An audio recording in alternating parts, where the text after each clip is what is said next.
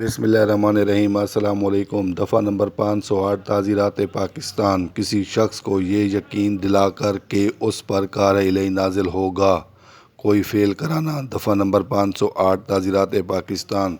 جو کوئی شخص عمدن کسی شخص سے کوئی ایسا فعل کرائے یا اس کے کرانے کی کوشش کرے جس کا کرنا اس شخص پر قانوناً واجب نہ ہو، یا کوئی ایسا ترک فعل کرائے جس کے کرنے کا وہ قانوناً مستحق ہو، مذکورہ شخص کو یہ باور کرنے کی ترغیب دے کر یا ترغیب دینے کی کوشش کر کہ وہ یا کوئی شخص جس سے وہ غرض رکھتا ہو، خود یا مجرم کے کسی فعل کے ذریعہ مورد غضب الہی ہو جائے گا، اگر وہ امر نہیں کرے گا جس کا اس سے کرانا مجرم کا مقصود ہے، یا اگر وہ امر کرے گا جس کا اس سے ترک کرانا مجرم کا مقصود ہے، تو اسے کسی ایک قسم کی سزائے قید اتنی مدت کے لیے دی جائے گی جو 1 سال تک ہو سکتی ہے، یا جرمانے کی سزا، یا دونوں سزائیں دی جائیں گی۔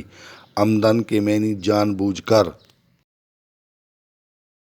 کار الہی کے معنی خدا کا غضب، بلائے آسمانی۔